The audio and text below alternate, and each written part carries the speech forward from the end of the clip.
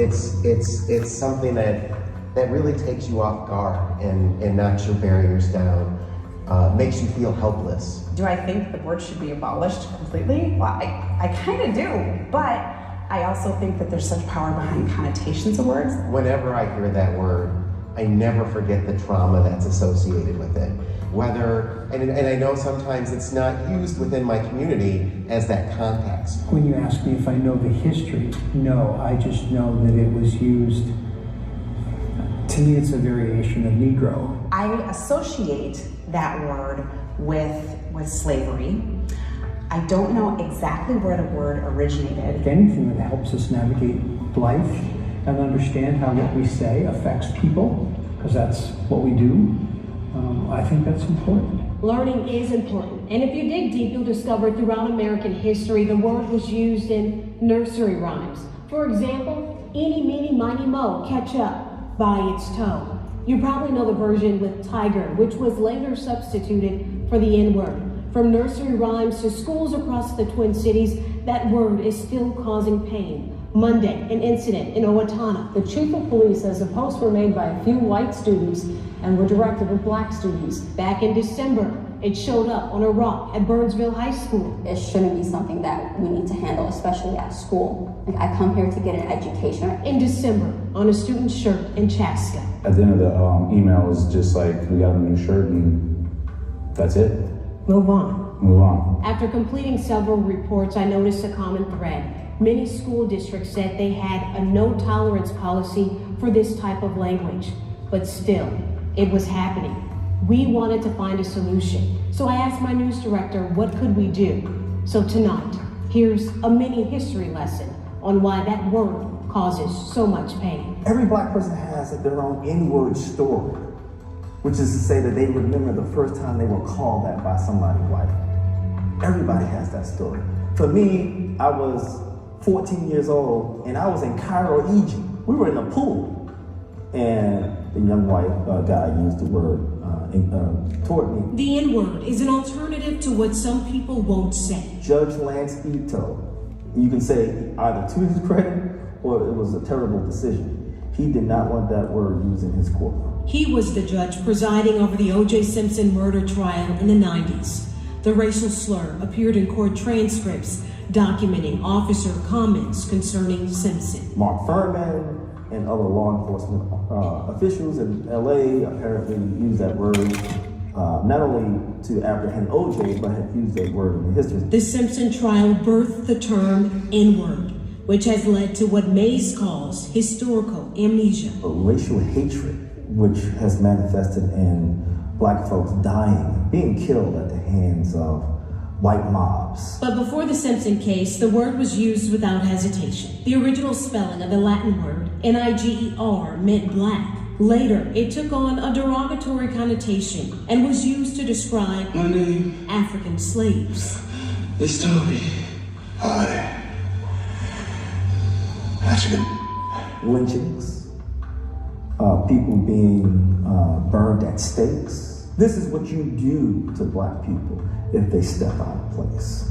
So that's what the word is all about. You can't detach the N-word from that torrid historical legacy of white mob violence. Mays, a professor of African and African American studies at the University of Minnesota, says to understand present headlines with Virginia's governor linked to blackface, we must revisit the past. That word is associated with hundreds of years of not only racial abuse, racial oppression. When teaching the history, Mays explains how the word was used as an attempt to scare Hank Aaron, a black baseball player, from breaking Babe Ruth's home run record. Dear Mr. I hope you don't break the Babe's record. How can I tell my kids that dear, you can hit all them home runs over them short fences, but you can't take that black off your face.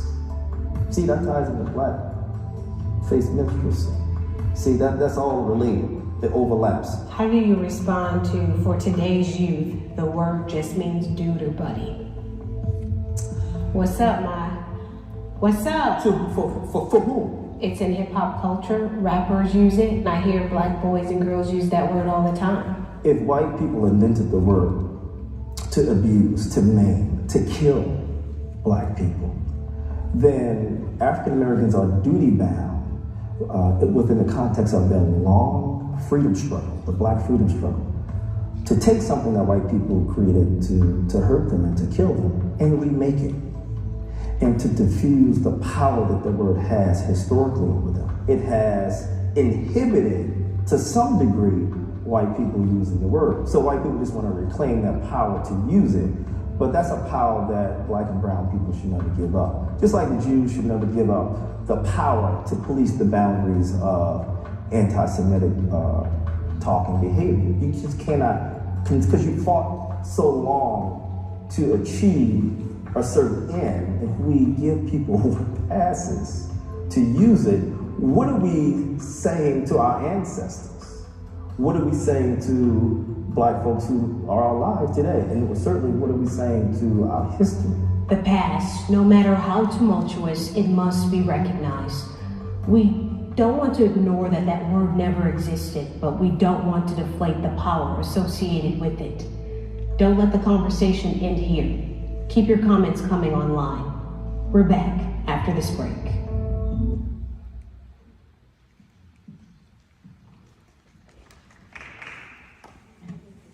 That was a powerful video I just saw right there. Welcome everyone to the 9A student-led panel, where today we're going to be talking about some very challenging topics. I am your host, one of your hosts, Ernest Collins IV, and I am an African American senior at Roseville Area High School. My pronouns are he, him. My name is Anna Cabarras. I'm a junior here, and my pronouns are she, her. My name is Amber Fromm. I'm a math teacher here, and my pronouns are she, her. I'm Naisha Brown. I'm the college navigator here in the College and Career Center. My pronouns are she, her, hers. Good morning, my name is Naisita Thomas. I'm the Executive Director of Student Services for Roseville Area Schools, and my pronouns are she, her, and I'm an African American female.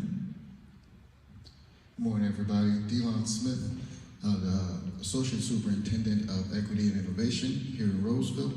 My pronouns are he, him, and I am a black man. My name is Christina Hester, black female, she, her, and I am the Advancement Equity Principal and Special Assignment in the Office of Education, Equity, and Innovation. My name is Ellis Richardson. I'm the Elementary Equity Advancement Teacher on Special Assignment. My pronouns are he, him, his, and I'm a black man. I'm Elijah. I'm a senior, and I am a mixed race, white and black, and he, him. First off, I would like to thank all our panelists for showing up today, taking time out of your day. We very much appreciate it on this difficult topic, and I would love to hear all your income.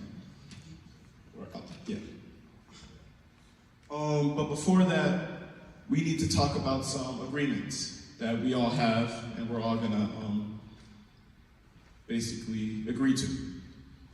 First one is be impeccable with your words. Speak clearly and project your voice. We know this is a difficult topic, so don't be vague and don't beat around the bush. The second thing is don't take anything personally. This discussion is gonna challenge your mind, and try not to think negatively, but always think positively. Don't make assumptions. Just don't make assumptions. It's a really hard topic. And always do your best. Later, we're gonna have a Q&A where you're gonna be able to ask questions and get some more information on these topics. So now, let's get into topics. And the first question I have for the panelists is, when were you first aware of your race?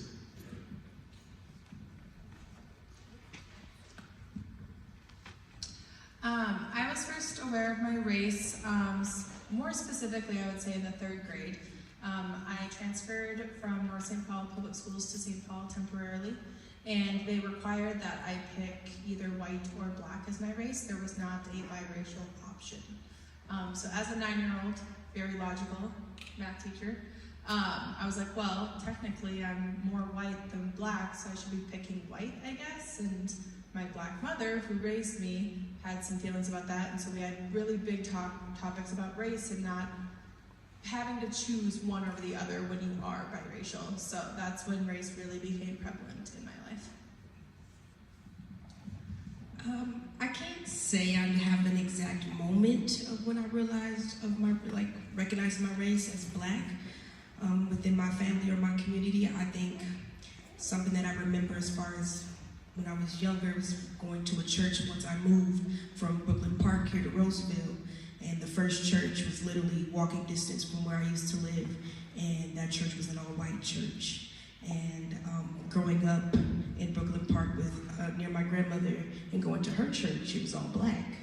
And there was different songs that they sang and different ways how they did service. So when I ended up moving here to Roseville and going to the church that was right up the street,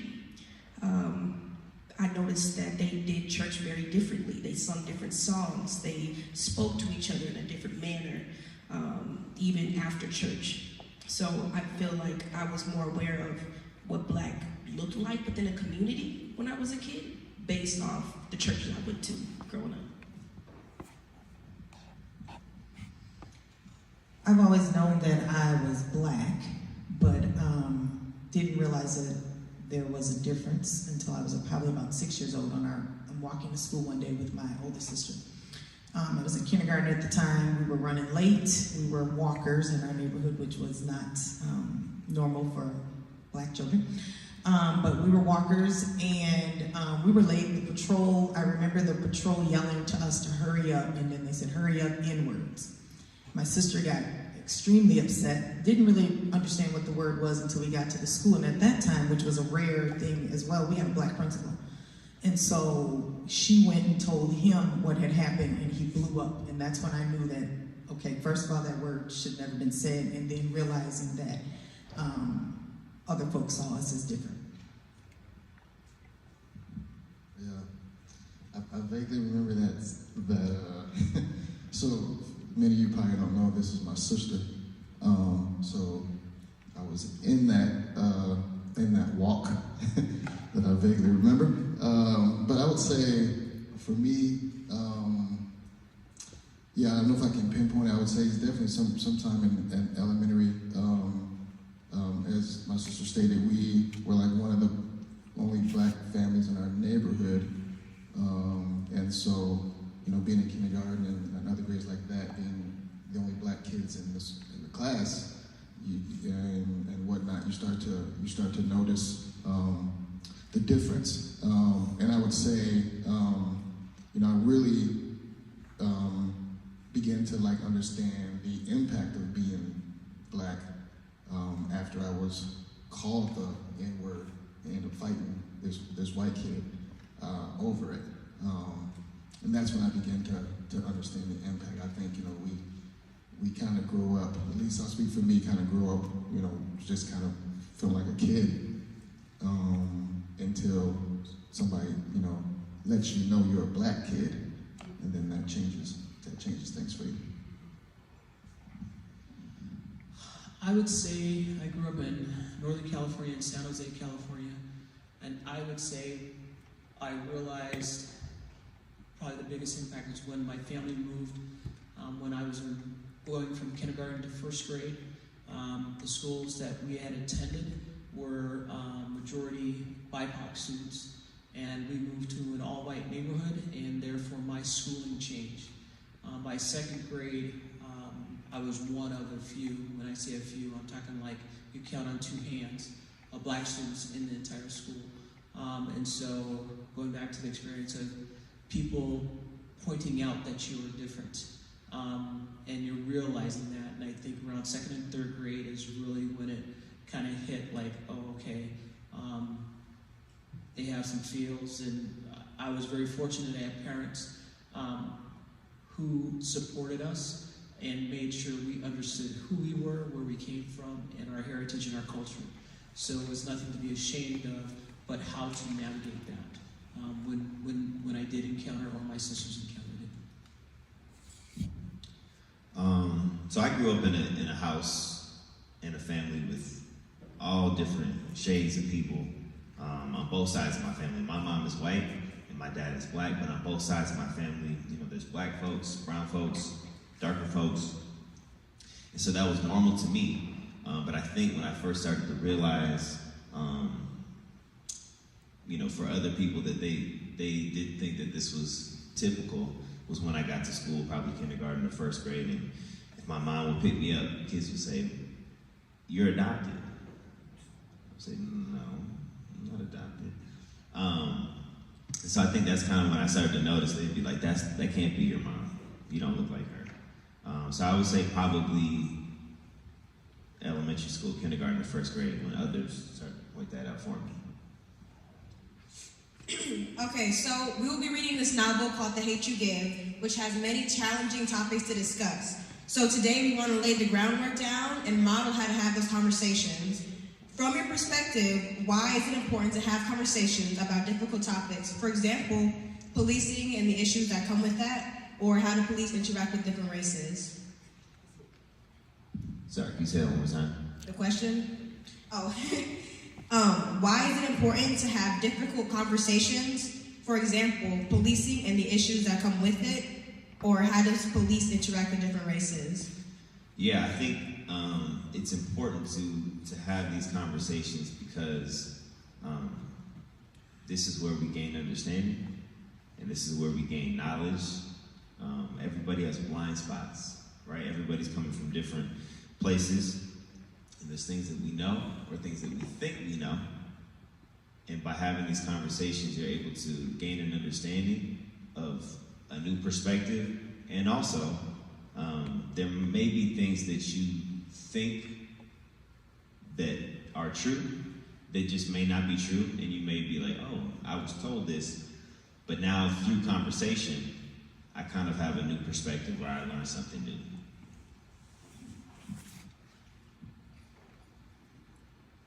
As the oldest person sitting on this stage, I'm just going to own it. Policing, when I was growing up, looked different than it does today. Interactions with police officers when I was growing up just wasn't there. I don't know why, but however my parents structured how they were raising us, that wasn't a thing, but it also was a protective thing. And as you watch the world change, I'll just put it out there. I was born in 1962. I know, it's okay. It's okay. Take a deep breath. But I want you to think about that, though. It is 2024. And what has changed over time?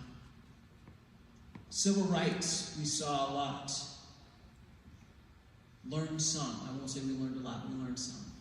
But as I see policing today in our conversation around it, we have to be so open to the conversation. I'm going to go back to what Ella said about the multiple perspectives and hearing people talk and hear them talk about their experience. Because everybody's experience and interaction with police officers is categorically different. And so if you were to speak to me about what is it like, it's fearful for me when I'm driving sometimes. Because I have to make sure in my head, am I driving the speed limit? If they go pull me over, what are you going to do? Is your stuff where it needs to be?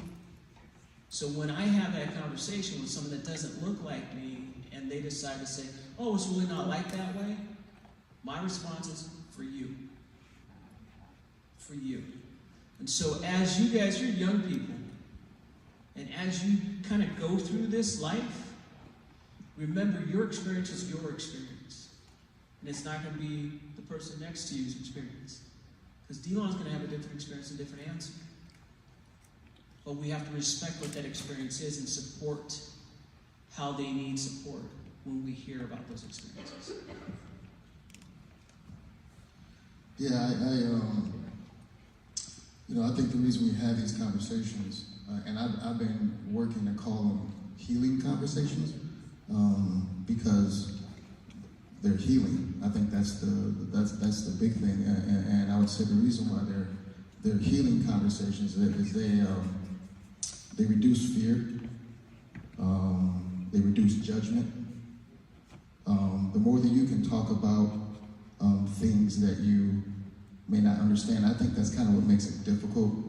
Is like you just may not have a good understanding, and you may never have a good understanding of it. And it's also conversations that people shy away from because in order to get that understanding, it actually takes some effort. And so I think, when I think about talking about what we call difficult things, it's healing. It draws you closer to people. The more that you can understand other people's perspectives, what other people have gone through. We're talking about the N-word right now, and it'd be good to get a better understanding of why we as black folks use that word instead of sitting on the other side and being judgmental about it. And I'm not endorsing it, because I have other things to say about that. I'm sure there's questions coming on that. I'm not endorsing the use of it, but my encouragement is to stay curious about everyone. So having these conversations is healing, and I guarantee you that if you lean into difficult conversations, you're going to come out better on the other side. And we're going to try to keep the responses to about 1 minute so that we have time to get through all of them. But, no, sorry, it's okay. But thank you for your responses, yeah. Y'all talk too long. Real quick, so I'm the mother of black children, 2 black males and 1 black female, and I'm the wife of a black male. So it's important for me to have these conversations because I need my children to be prepared for what's welcoming them when they leave my house. I can shield them while they're there. I can protect them somewhat while they're in school from staff and things that happen there, but I can't protect them in the world. And so I need them to be prepared when they leave my house to return in the same fashion in which they left. I started off going, right out of high school into college, kind of going for a psychology degree because I enjoyed the human psyche. And what I've learned, and through my own history with my family, is not having those tough conversations did not give me the opportunity to understand my own mother. Because it was hard for her to even have those conversations with me. I noticed growing up, there was a lot of things that she did not talk to me about. There's a lot of things she didn't bring up. There's a lot of things that she decided just to dismiss if we saw it on the news, and we just didn't go into deeper conversation. And I feel like having those conversations not only helps us, again, like Delon said, with the healing, but it also helps us understand our parents and what they're trying to heal from. Because they've gone through a totally different era than what we're going through. So I feel like having those conversations gives us, as their kids, as the younger generations, the ability to understand the history behind why these conversations need to happen. Yeah, I'll just quickly echo my colleagues and agree with everything that they said. I think the most growth and learning takes place when you have the courage to have uncomfortable and difficult conversations. And the most learning I've ever had is through conversations and discussions. So I think that's the best way to go about it. All right, thank you for all of the responses. I think that's very important. As you guys go through your years of high school, this skill is going to be needed more and more as you read harder and tougher books. But on to the next question. The main character in The Hate You Give has to navigate the world by changing her behavior, her speech, basically her whole personality and who she is. And this affects us all, not just black people, but also white people. So if you want to think about it, how do you go home and interact with your parents? And how do you interact with your black friends? And how do you interact with your white friends? This is a time for all of us to be introspective. And I would like to ask you guys, how do you guys navigate your world? I definitely navigate my world by code switching frequently. Even at work here, if I'm in a meeting where maybe I'm majorly surrounded by white coworkers, I act or speak a certain way. Whereas if I'm in a room with all of these lovely people, I know that these are my people. I was raised by my black side of my family, so that is where I feel most comfortable, and that is where the real me really gets to show and come out. So I feel like I'm constantly code switching all the time to my surroundings and my environment. Yep, I'm gonna piggyback off Ms. Fromm's answer and kind of go into a little bit also about just understanding the environments that you're in. My mom raised me at a very young age to say, when you step outside of this house, you're representing me. And on top of that, you know, there's a time and a place for everything. So I've had to learn through her actions and how she navigated being at work and how she talked on the phone to certain people and versus how we were at family outings and things like that. Like, oh, mom's very professional in this sense. She talks clearly. She's not trying to use slang and all this other, you know, type of communication. It's straight and direct. In certain ways, she would just be herself. And so with us or with friends. So I understood, like, there's a time and a place to be yourself and fully yourself, unapologetically, but it's also not losing yourself in those other moments where, okay, if I'm still at work, I'm still myself, but in a more professional stance. I'm out with friends, I'm still myself, but I'm still gonna respect those that are around me, especially if there's kids around me, I'm not gonna be cussing and things like that. So it's like understanding your environment everywhere you go. I think things change with age. I'm on the other side of 40, and so when I was younger, I did a lot of code switching, but now I'm not gonna apologize for who I am. And so what you get is what you get with NYSETA. And so I'm gonna be who I am, trying to, like I said, as a younger person, trying to get jobs, trying to navigate the world. You do a lot of code switching, but when you get to a certain age, you just can't do it anymore, and I can't do it anymore. So what you see is what you're gonna get. Amen to that one.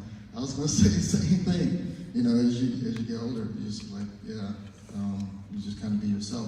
You know, I'll try to be quick, but I think about like, you know, it's kind of unfair for me to not show you who I am. You know, so I'm just gonna be myself in all situations. So you know where I'm coming from, you know how to handle me, you know how to deal with me, and you're not guessing. You know, so that's one thing I think about. The other thing I would say when it comes to like handling relationships with people from different races, I'm thankful that I'm coming to believe that everyone has unsurpassable worth, and I want to treat them as such. And so I talk about being curious. I continue to be curious about them and about their experiences, and I treat them as though, you know, there's somebody that loves them. You know, there's somebody that sees that they're their joy, they're their whole hope, and I try to treat people as such. I would agree with my people on the other side of 40.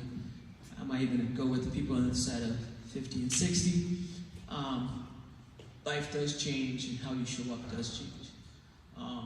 Because you get tired. You get tired of code switching, you get tired of saying I need to be a certain way for a certain group of people.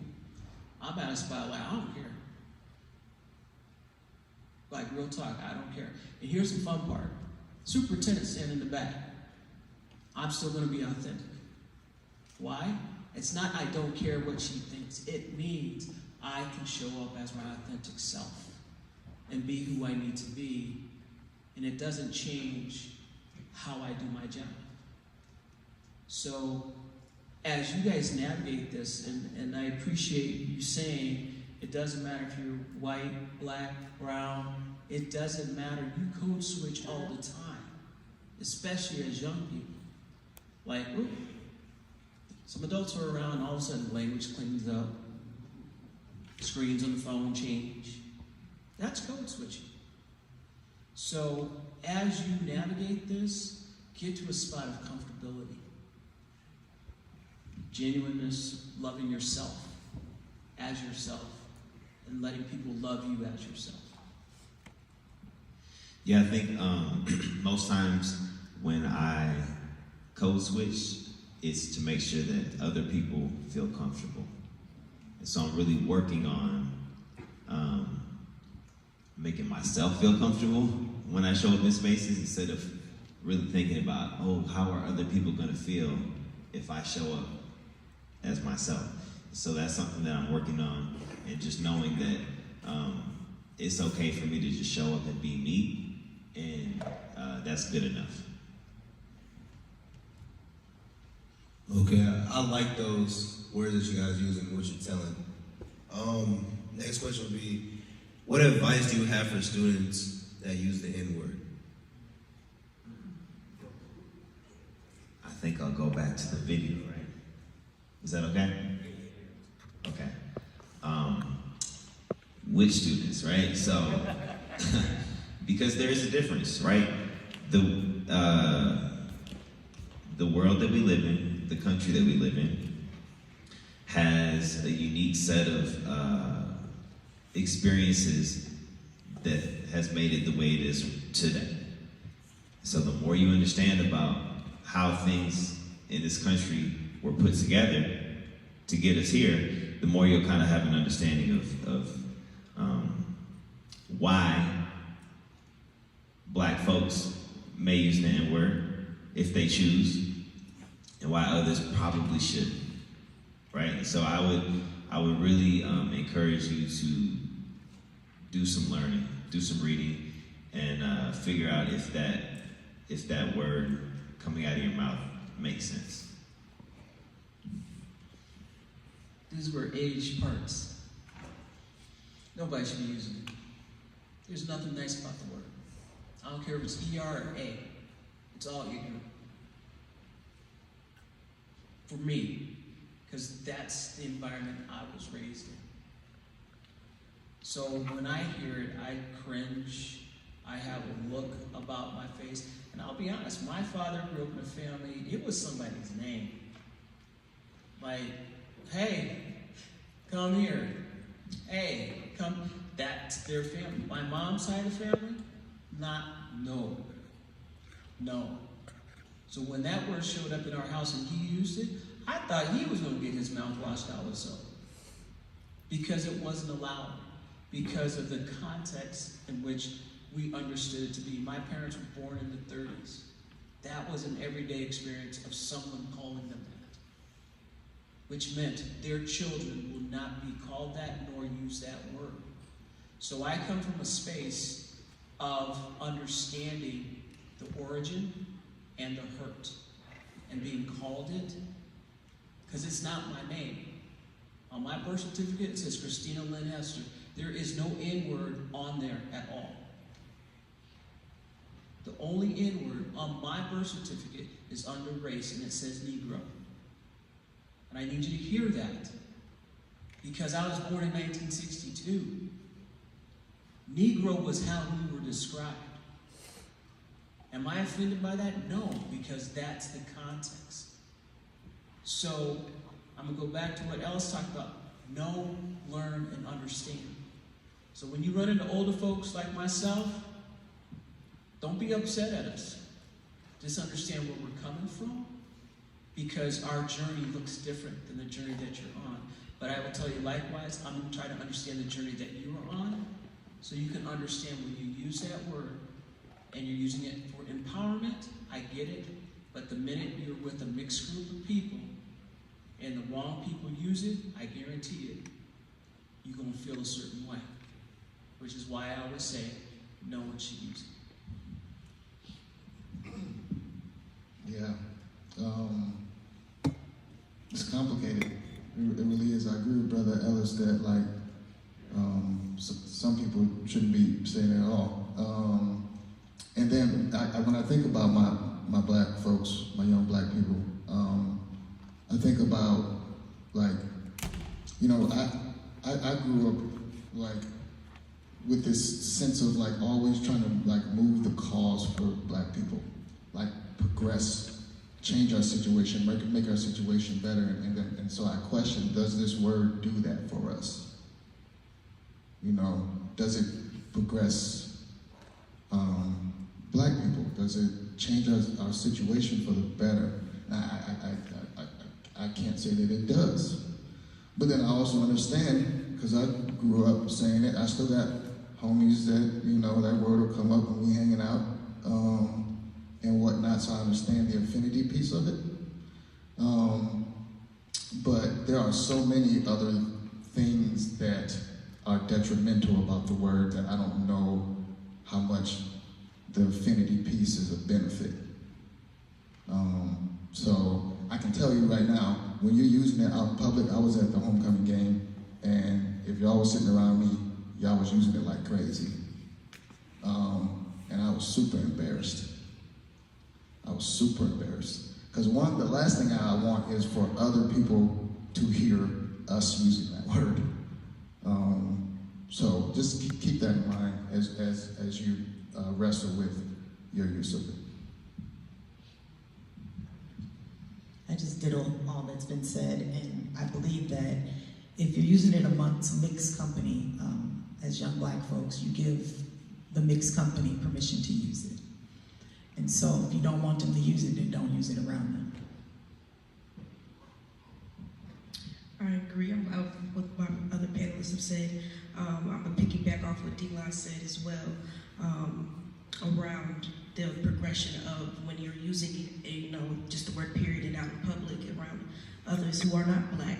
I'm going to revert back again to what my mom told me, you know, that you're representing not only yourself outside of your home.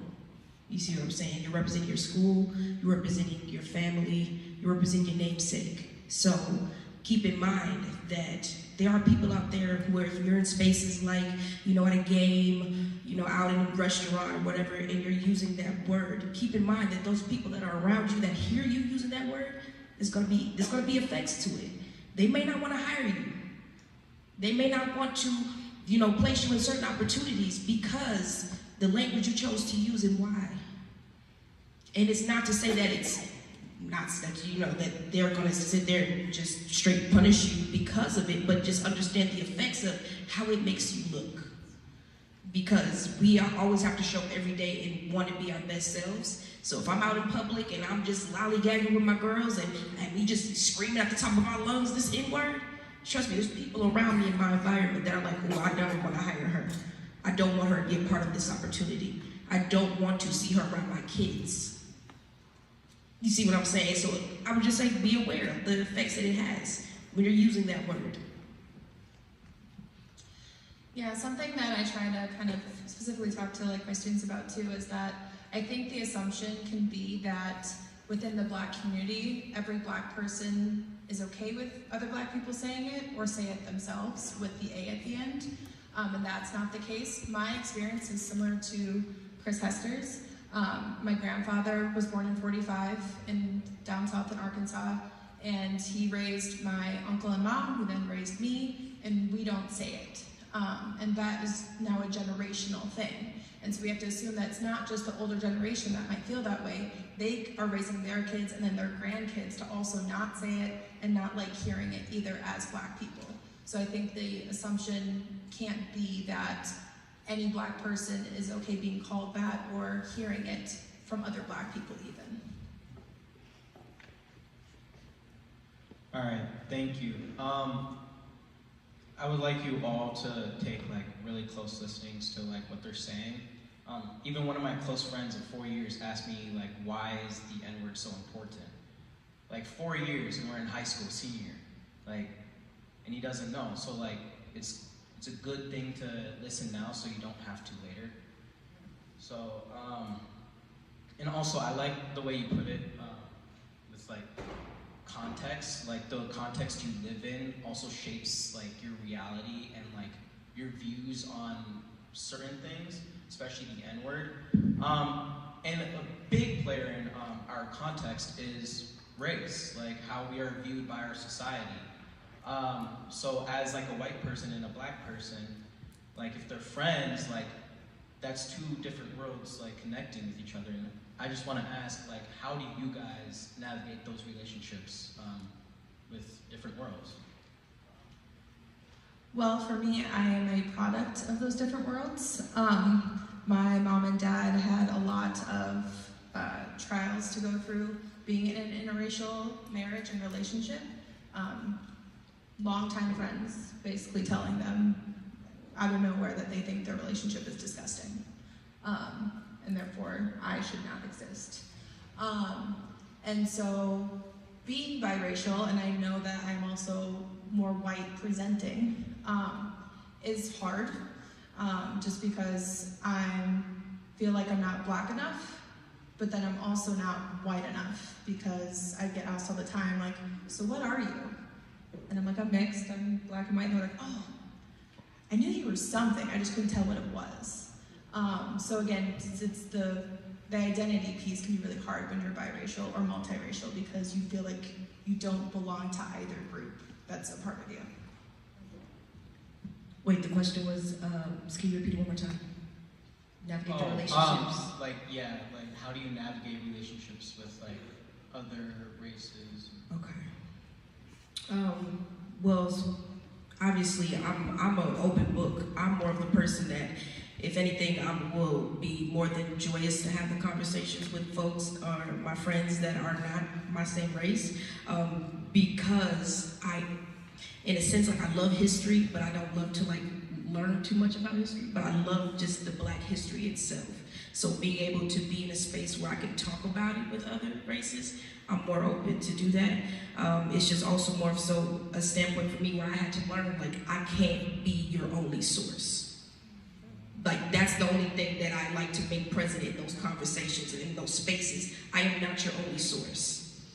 I can give you my history, I can give you my piece, I can give you my point of view, but that's a very minuscule amount compared to the history that we hold and that we still have and are present today. So I like to have those conversations, but I like to remind them, please do your own research outside of here, as well as please continue to want to have those conversations with me, because I don't want that door to be closed where if they feel uncomfortable about a certain topic that may have come up and they're like, Naisha, can we talk about this? Yes, but I'm not gonna be your point person for every concern you have.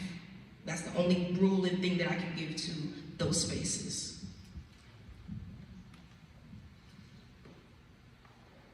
So this question is a little harder for me because I'm not, let's put it this way, I love everyone. We grew up in our household to love and respect everyone, but I do not trust everyone. Trust is earned to me, and it's easy for me to trust folks that look like me without even knowing them, but it's hard for me to trust white folks. And they have to earn my trust. And then once they earn it, once it's broken, they will never get it back. Whereas in a relationship with folks that look like me, you can break my trust, but you can earn it back. Because there's just a bond and a tie that we have in our generational trauma, I believe. And so, again, I love everyone because as a Christian in life, I have to love everyone. But trust is something that once broken by certain races, you'll never get back.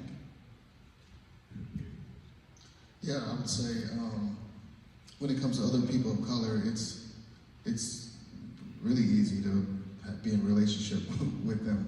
I think part of it is my guard is down when it comes to that, and you know we find some like affinity or common space in our experiences and whatnot, and so that's pretty easy. When it comes to my white brothers and sisters, it depends. Like, you know, I can do the surface relationship, you know, we can be real cool, things like that, but if we're going to go into any kind of real conversation, I have to kind of pick and choose which ones I want to be a part of. And it's more of a protection for me, because it takes a lot of emotional energy, it just takes a lot to have some real relationship with someone, you know, who is different from you, but also with some of the history that has happened between our people. So I have to pick and choose those things, and I do have some white brothers and sisters who I feel I have some really good relationship with, and there's others that, you know, I may choose not to go there. I'm so sorry for cutting the last two people off, but at this moment, due to time, we're going to open up to Q&A. So if any students have a question that you want to ask the panelists, this will be your moment to ask. Just raise your hand and I'll hand you the mic.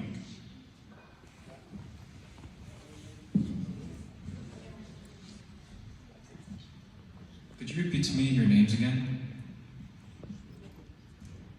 I'm Ellis Richardson. Chris Hester? Delon Smith. Niceta Thomas. Naisha Brown. Amber Fromm. All right, thank you.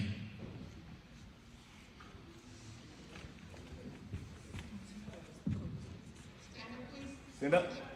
Stand up.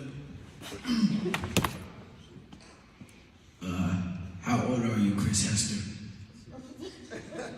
62, I did the math. I'm 62. I am 62. I turned 62 on September 12th. Yeah, don't I look good? That was definitely you. That's right.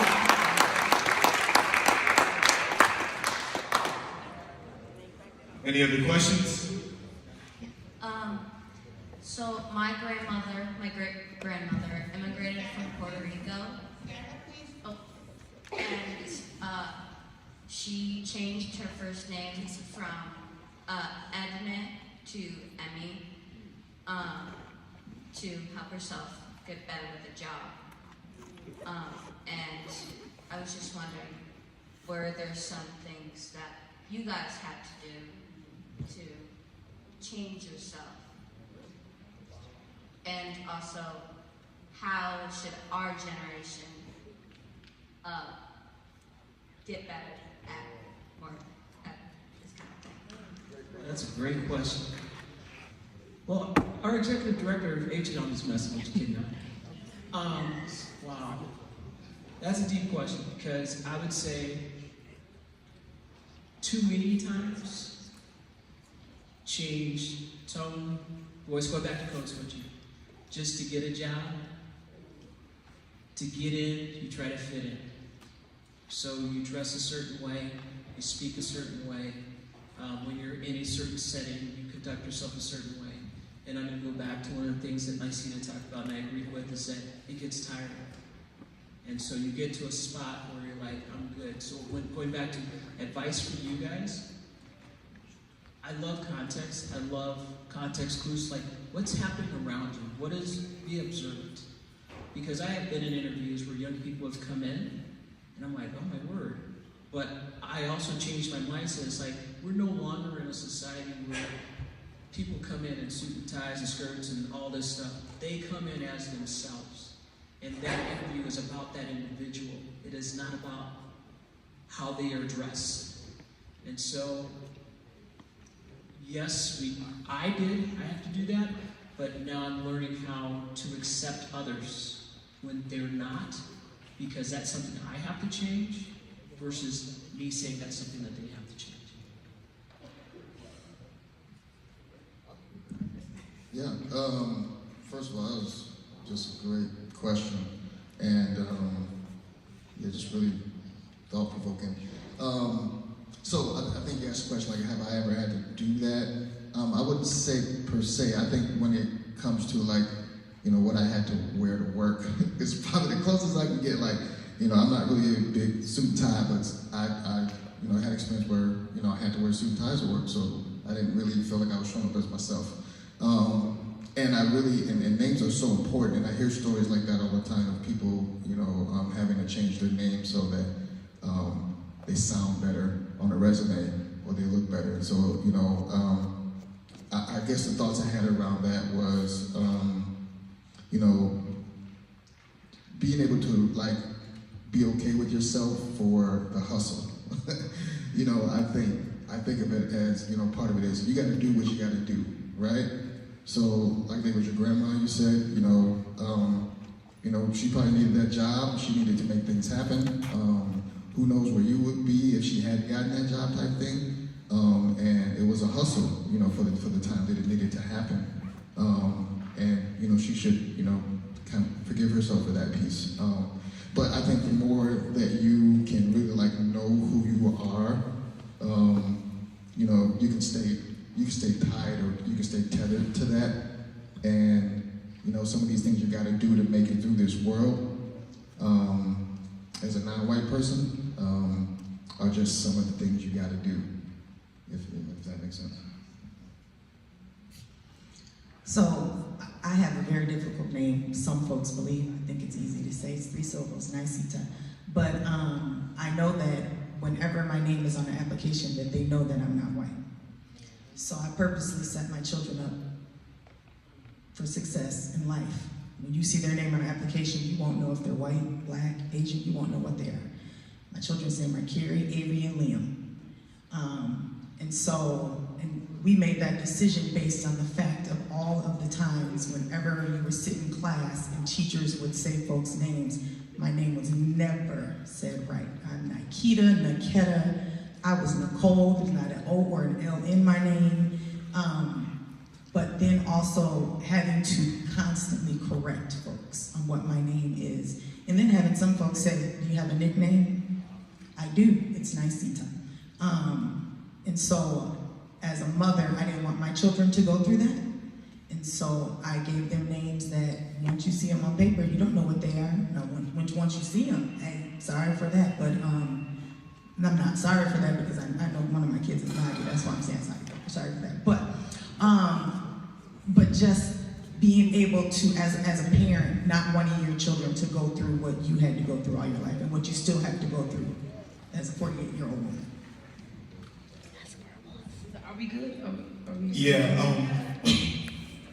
I would like to say thank you to the panelists once again for giving us words of wisdom about your experience and how you look at the world.